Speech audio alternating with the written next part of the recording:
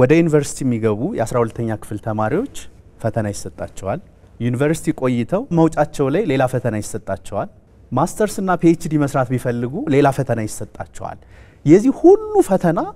ዓላማው ምንድነው ያንን ዕውቀት አግኝቷል አላገኘም የሚለውን ለማወቅ ምዘና ሰጠህ አዎ ይሄ ሚኒመም የሆነውን ያን ነገር ለመስራት የሚያስችለውን ዕውቀት አግኝቷል 4 አመት ዩኒቨርሲቲ ውስጥ የቆየ ሰው ማወቅ ያለበትን አውቋል ተብሎ ሰርቲፊኬት ሰጣቸው በዩኒቨርሲቲው ላይ እምነት ስለሌላችሁ ነው መውጫ ፈተና ያስፈልገው ለንም ቋልኩ ማንንም ኮንፊደንስ የለውም እንዴት ነው አዳራሽ ውስጥ ሰብስቦ 60 እና 70 ጥያቄ በመስጠት ያንድን ሰው ትክክለኛ ዕውቀት ችሎታ መለካትም ይቻላል የፈተና አወጣጥ ዕውቀት ያላችሁ ሰዎች የሚጠቀሙበት ሲስተም አለ የትምህርት ስርዓታችን የኢትዮጵያን መልክ የሚመስል አይደለም የተለየ ነገር ያለን ለማስመሰል መሞከሩ ነው ማይገባል ለምንድን ነው ሁሉ ነገር ከውጭ የመጣ ምናስመስለው